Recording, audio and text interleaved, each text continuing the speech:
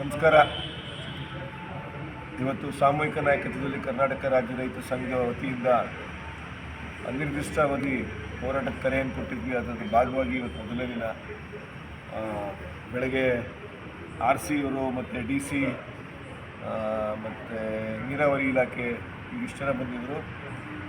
ಅರಣ್ಯ ಇಲಾಖೆಯವರು ಬಂದಿದ್ದರು. ಬಟ್ ಅರಣ್ಯ ಇಲಾಖೆಯಿಂದ ಯಾರು ನಾವು ಬರಬೇಕು ಅಂತ ಹೇಳಿದ್ವಿ, ಅವ್ರು ಬಂದಿರಲಿಲ್ಲ. ಅದ್ರ ಬಗ್ಗೆ ನಾವು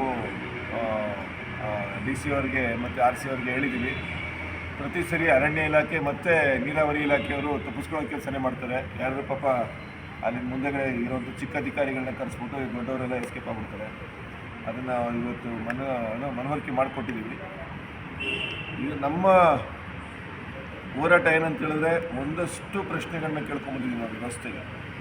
ಏನೇನು ಲೋಪದೋಷಗಳಾಗಿದೆ ಅದು, ಮತ್ತು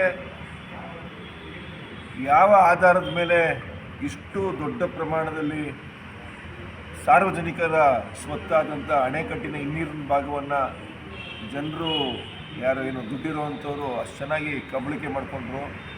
ನಮ್ಮ ಅಧಿಕಾರಿಗಳು, ಅದನ್ನು ಕಾಯ್ಕೋಬೇಕಾಗಿರೋಂಥ ಅಧಿಕಾರಿಗಳು ಕಣ್ಮುಚ್ಕೊಂಡು ನಿಂತಿದ್ರು.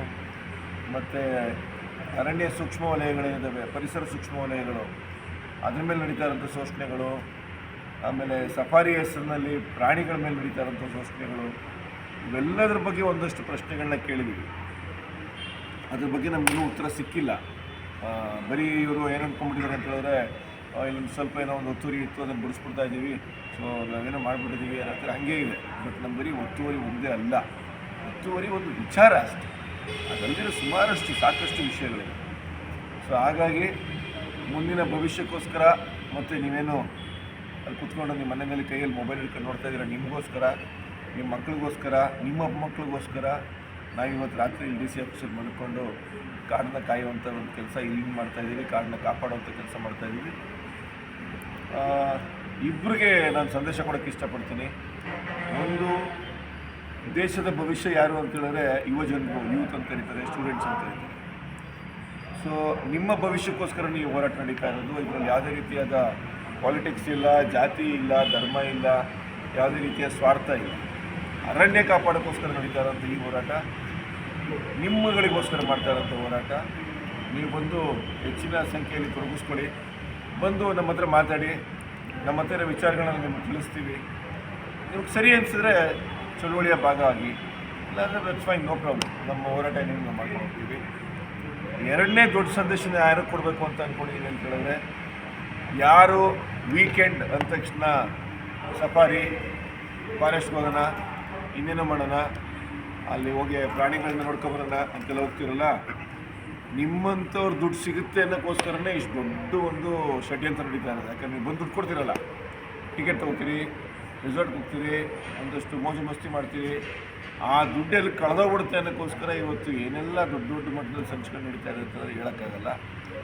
ಸೊ ನೀವೇ ಬರೋದು ನಿಲ್ಲಿಸ್ಬಿಟ್ರೆ ಸಫಾರಿ ಇಲ್ಲದೇ ಇಲ್ಲ. ಸೊ ಇವತ್ತು ಯಾರು ದೊಡ್ಡ ಮಟ್ಟದಲ್ಲಿ ಇದ್ದಾರೋ, ಕಾಡನ್ನ ಕಾಪಾಡೋಕ್ಕೆ ಸಾಧ್ಯ ಇದ್ದರೆ ಅದು ಹೋರಾಟಗಾರರು ಅಲ್ಲ, ಅಥವಾ ಕಾಡನ್ನ ಕಾಯ್ಕೋಬೇಕು ಅಂತೇಳಿ ಫಾರೆಸ್ಟ್ ಆಫೀಸರ್ಸ್ ಇರ್ತಾರಲ್ಲ ಅವರು ಅಲ್ಲ, ಸಫಾರಿಗೋಸ್ಕರ ಬರ್ತಿರಲ್ಲ, ನೀವು ಬರೋದು ನಿಲ್ಲಿಸ್ಬಿಟ್ರೆ ಕಾಡನ್ನ ಕಾಪಾಡ್ಕೊಳ್ತೀರ. ಸೊ ಹಂಗಾಗಿ ದಯವಿಟ್ಟು ಇದೊಂದು ಜನಾಂದೋಲನ ಆಗಬೇಕು. ಪ್ರತಿಯೊಂದು ವ್ಯಕ್ತಿ, ಪ್ರತಿಯೊಂದು ಮನೆಯ ಹೋರಾಟ ಆಗಬೇಕು. ಎಲ್ರಿಗೂ ಒಳ್ಳೆಯದಾಗಲಿ. ನಮ್ಮ ಈ ಹೋರಾಟ ಮುಂದುವರಿಸ್ತೀವಿ. ನಾಳೆ ನಾಡೋದೆಲ್ಲ ಮುಂದುವರಿತಾ ಇದೆ. ಉತ್ತರಗಳನ್ನ ಕೇಳಿ ಕಾಯ್ತಾ ಇದ್ದೀವಿ. ಯಾವಾಗ ಉತ್ತರ ಸಮಂಜಸವಾದ ಉತ್ತರ ಕೊಡ್ತಾರೆ ಆವಾಗ ನಾವು ಈ ಹೋರಾಟ ಹಿಂತಗೋತೀವಿ. ಬಟ್ ಈ ಸದ್ಯಕ್ಕೆ ಇವತ್ತು DC ಅವರು ಹೇಳಿದ್ದಾರೆ ಅಂತ ಹೇಳಿದ್ರೆ, ಕಬಿನಿ